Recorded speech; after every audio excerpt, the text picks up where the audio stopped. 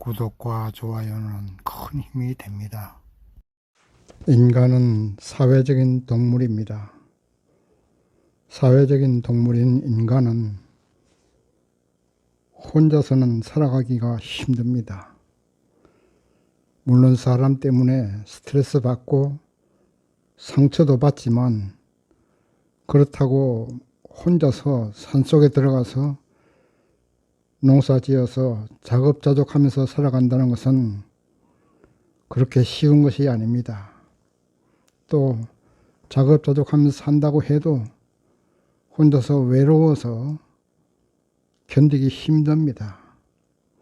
그래서 사람들은 사람이끼리 모여서 서로 협력하고 약속과 규례를 만들어서 그 약속들을 지키면서 어울려서 살아가야 됩니다.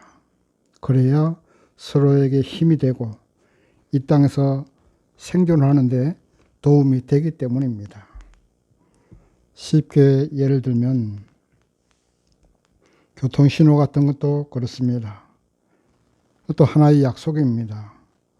빨간 신호를 무시하고 그냥 돌진하면 그만 사고가 나서 자신도 다치고 상대방도 다치게 되는 것입니다. 오늘 본문 여호수아 21장은 하나님이 이스라엘에게 약속하신 가나안 땅을 주시고 그 가나안 땅을 모든 지파에게 분배하고 이제 마지막으로 레위 지파에게 분배하면서 하나님의 약속이 다 실현되는 그런 내용입니다. 오늘 본문을 보시면서 하나님께서 우리에게 약속하신 축복을 어떻게 하면 받을 수 있는지 그것을 우리가 한번 오늘 본문을 중심으로 해서 공부해 보겠습니다. 첫 번째, 하나님이 주신 축복을 받으려면 순종하는 마음이 있어야 됩니다. 순종하는 마음이 없으면 약속의 축복을 받기가 힘든다는 것입니다.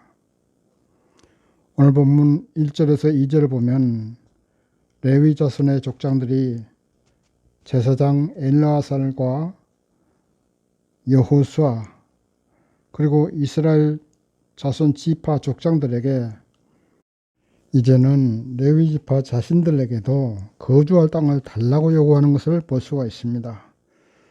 왜냐하면 레위 지파가 제사장 지파라 할지라도 수만 명이 되는 레위 지파 자손들이 다 제사장을 할 수는 없습니다.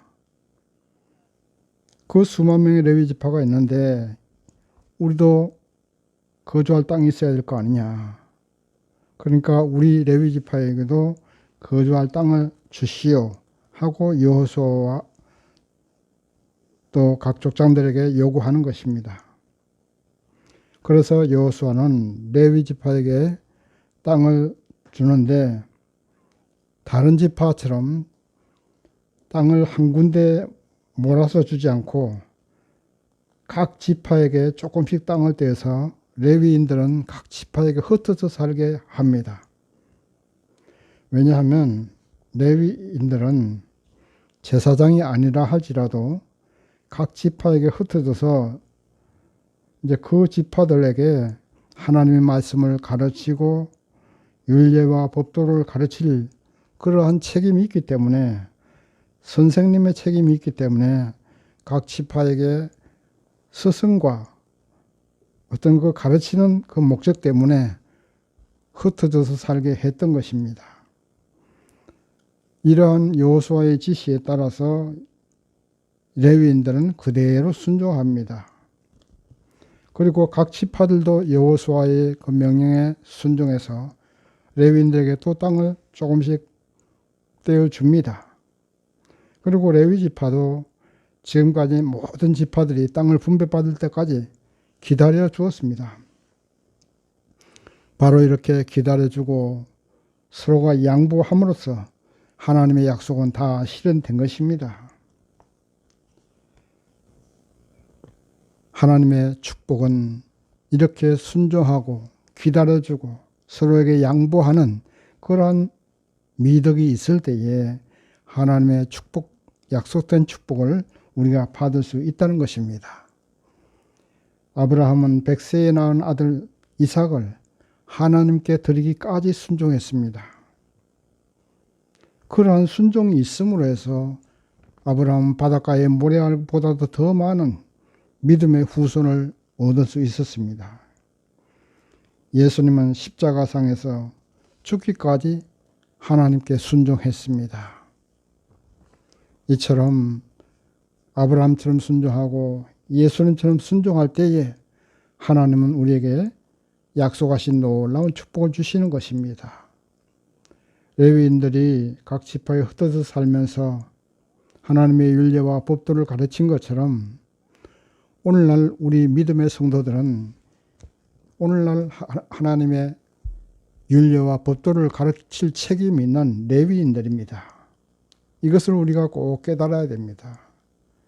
그러므로 오늘날 저나 여러분은 세상에 나가서 직장이나 사회나 가정에서 레위인으로서 하나님의 말씀을 가르치고 율례와 법도를 가르치고 어둠 속에서 방황하는 세상 사람들을 하나님 앞으로 인도해야 될 이 사명이 있다는 것을 확실하게 믿고 깨달아야 됩니다.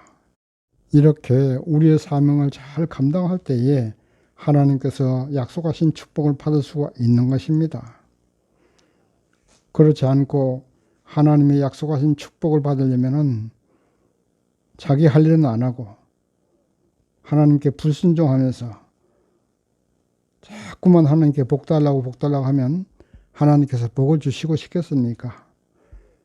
만약에 여러분의 자녀들이 부모의 말은 아주 뺀질뺀질하게 안 들으면서 날마다 뭐 사달라 하고 요구를 하면 그거 사주고 싶겠어요? 하나님도 마찬가지입니다. 우리가 하나님께 복 달라 기도할 것만 아니라 하나님의 약속하신 축복은 우리가 하나님의 사랑을 전파하고 복음을 전파하고 세상에 나가서 방황하는 사람들을 하나님 앞으로 인도하는 이 사명을 잘 감당할 때에 하나님은 우리가 요구하지 않아도 약속된 축복을 주시는 것입니다. 마태복음 8장 20절에 보면 예수께서 말씀하시는데 내가 너희에게 분부한 모든 것을 가르쳐 지키게 하라. 볼지어다 내가 세상 끝날까지 너희와 항상 함께 있으리라. 아멘. 예수님께서 이렇게 말씀하셨습니다. 우리에게 분부한 모든 것을 가르쳐 지키게 하라. 내가 너희와 항상 함께 있으리라고 말씀하셨습니다. 이 말씀을 꼭 붙잡고 우리가 가정이나 직장이나 사회나 나아가서 하나님의 약속의 말씀을 가르치고 지키게 해야 될 우리는 살아있는 레위인이라는 사실을 잘 믿으시고 그 사명을 감당할 때에 하나님의 약속된 축복은 우리에게 주어지는 것입니다. 두 번째, 하나님의 약속된 축복을 받으려면 양보하는 믿음이 있어야 하나님의 축복을 받을 수 있습니다. 오늘 본문 4절에서 6절을 보면 고핫 자손이 먼저 땅 분배를 받는 내용이 나오고 그 다음 두 번째 게르손 자손이 땅을 분배받게 되는 것을 볼 수가 있습니다. 본래 레위에게는 장남이 게르손이고 차남이 그핫이고 삼남이 므라리입니다. 이렇게 세 명의 아들이 있었는데 원래 순서대로 하면은 장남 게르손이 먼저 땅을 분배받아야 됩니다. 그런데 장남 게르손이 차남 그핫 자손에게 먼저 땅을 분배받을 수 있도록 양보합니다. 왜냐하면 그핫 자손에게서 이제 아론과 모세가 나오기 때문에 그핫 자손에게 먼저 양보한 것입니다. 게르손 자손이 양보한 것처럼 본문 3절에 보면 이스라엘 각 지파들도 그들에게 땅 분배받은 것 중에서 일부를 레위 자손에게 양보합니다. 그리고 레위 자손들도 각 지파에게 땅 분배가 다 끝날 때까지 기다리고 양보했습니다. 이렇게 게르손 자손이 양보하고 이스라엘 각 지파가 양보하고 레위 지파가 참고 기다려주고 이렇게 함으로써 토지 분배가 다 끝나게 될 수 있었던 것입니다. 하나님을 믿는 성도들은 참고 기다리고 서로 양보하고 상대방을 보살피고 도와주는 미덕이 있어야 하나님의 약속이 실현되고 약속된 축복도 받을 수가 있는 것입니다. 좋은 건 나 혼자 하려고 하고 내가 먼저 좋은 거 차지하려고 하면 거기에 무슨 하나님의 은혜가 있겠습니까? 거기에 무슨 하나님의 사랑이 있겠습니까? 이웃이 먹을 것이 없으면 먹을 것을 양보하고 입을 것이 없으면 입을 것도 양보하는 그런 마음이 있어야 됩니다. 야고보서 2장 15절에서 17절까지 보면 이렇게 기록이 되어 있습니다. 만일 형제나 자매가 헐벗고 일용할 양식이 없는데 너희 중에 누구든지 그에게 이르되 평안히 가라, 더웁게 하라, 배부르게 하라 하면서 그 몸에 쓸 것은 주지 아니하면 무슨 이익이 있으리요? 이와 같이 행함이 없는 믿음은 그 자체가 죽은 것이라. 아멘. 이렇게 기록되어 있습니다. 야고보 사도의 말씀대로 오늘 우리가 살고 있는 이웃에게 헐벗고 굶주리고 도움을 필요로 하는 사람이 있는지 살펴봐야 됩니다. 그 도움을 필요로 하는 사람들에게 손을 내밀어서 도움을 주고 양보하는 미덕을 보일 때에 하나님의 축복은 주어지는 것이고 받을 수가 있는 것입니다. 그리고 그러한 행함이 있는 믿음이 살아있는 믿음이지 행함이 없는 믿음은 죽은 믿음이라는 것입니다. 오늘날 보면 가족이 다 해체됐습니다. 가족 옛날처럼 가족들이 오손도손 모여 사는 것이 아니라 다 흩어져서 1인 가구가 갈수록 늘어가고 있습니다. 그에 따라서 홀로 아무도 모르게 죽어가는 고독사가 너무나 많습니다. 슬픈 현실입니다. 서로 돕고 보살피고 해야만이 인간은 살아갈 수 있는데 도움받는 것도 싫어하고 도움 주는 것도 싫어하는 사회가 되어버렸습니다. 하나님을 믿고 따르는 우리가 이런 것을 없애야 됩니다. 서로 믿고 따르고 도움 주고 도움 받는 그런 사회가 돼야 하나님의 약속된 축복도 받을 수 있고 하나님의 나라도 이루어질 수 있는 것입니다. 그래서 우리는 항상 어디에 가든지 빛의 역과 소금의 역할을 감당해서 보살피고 양보해야 할 곳을 찾아다녀야 됩니다.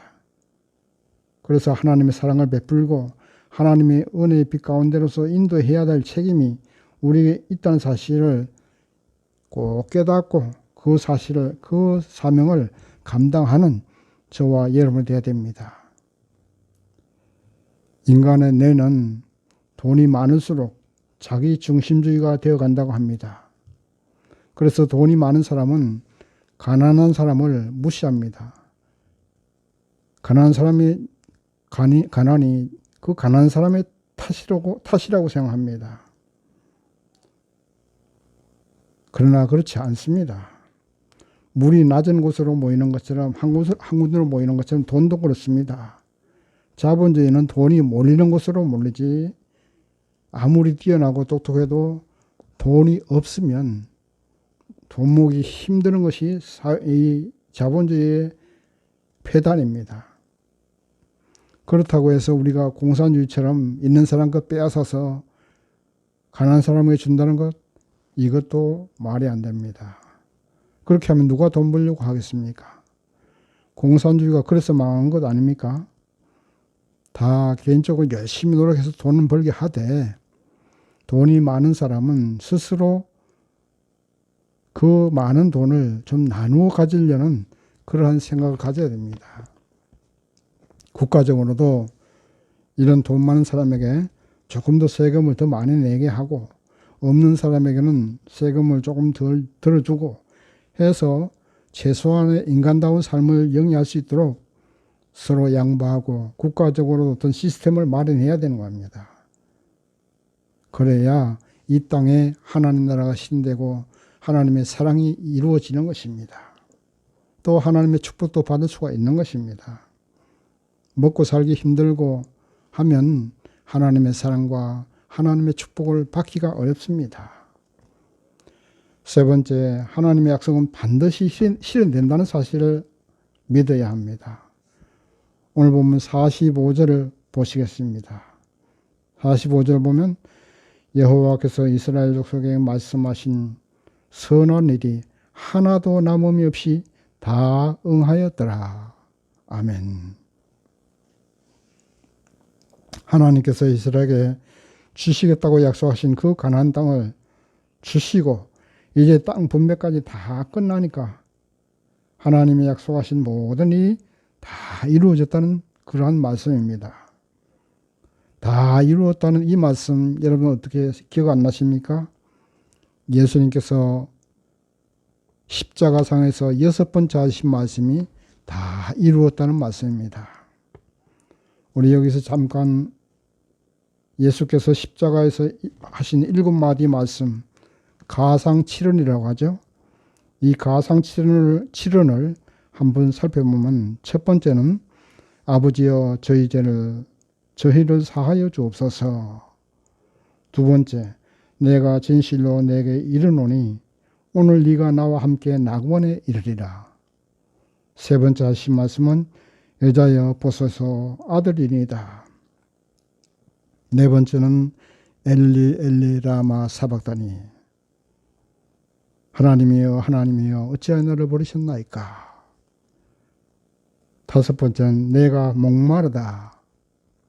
그 다음에 여섯 번째는 다 이루었다. 마지막 일곱 번째는 내 영혼을 아버지의 손에 부탁하나이다 하고 이렇게 7마디를 하시고 십자가상에서 돌아가셨습니다.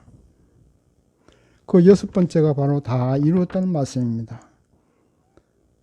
하나님이 예수께서 십자가에서 말씀하신 대로 하나님의 약속은 반드시 실현됩니다. 다 이루어집니다. 그것을 의심하면 절대로 하나님의 축복을 받을 수가 없습니다. 여호수아와 갈렙이 하나님의 약속을 믿음으로 가나안 땅에 들어올 수 있었습니다. 하나님의 약속을 믿지 않았던 이스라엘 백성은 사막에서 방황하다가 그 사막에서 죽고 말았습니다.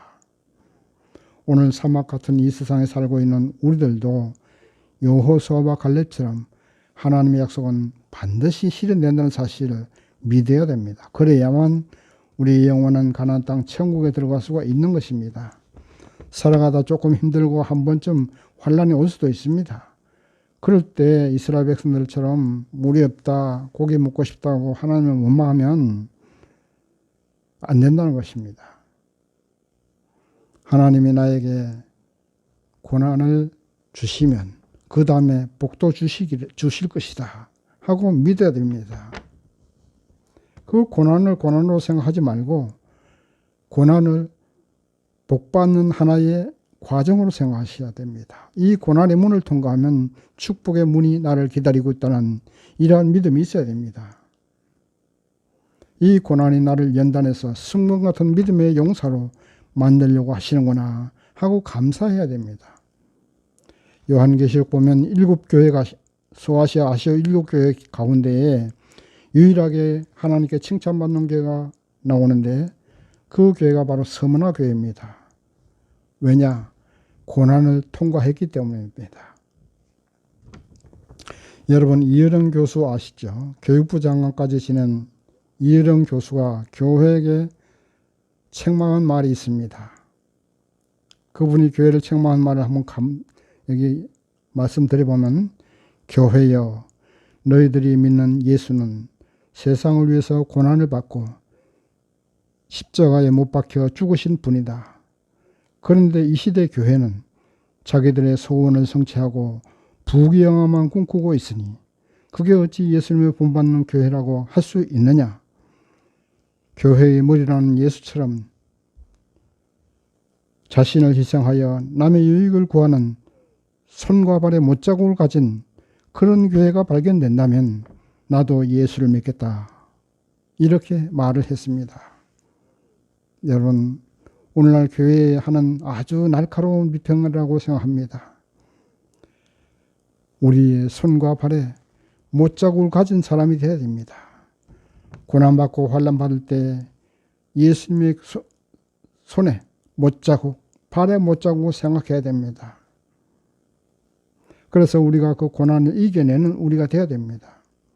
그래야 예수께서 십자가에서 다 이루었다고 말씀하신 것처럼, 고백하신 것처럼 우리의 삶이 끝날 때 하나님의 약속대로 다 이루며 살았다고 고백할 수 있는 그러한 삶을 살아야 됩니다. 그래야 하나님의 약속된 축복을 받을 수 있다는 말씀입니다. 이제 말씀을 정리합니다. 우리는 오늘날 살아있는 레위 족속입니다. 하나님이 어디로 가서 무엇을 하라고 하시든지 순종하는 마음을 가지십시다. 그리고 공동체를 위해서 양보하는 마음을 가져야 됩니다. 그리고 어떤 고난과 환난이 온다 해도 예수님의 손과 발에 못자국을 생각하고 부활을 생각하면서 하나님의 약속은 반드시 실현된다고 고백하면서 이겨내므로 하나님의 준비된 약속의 축복을 다 받을 수 있는 저와 여러분 되시기를 주님의 이름으로 축원합니다. 아멘.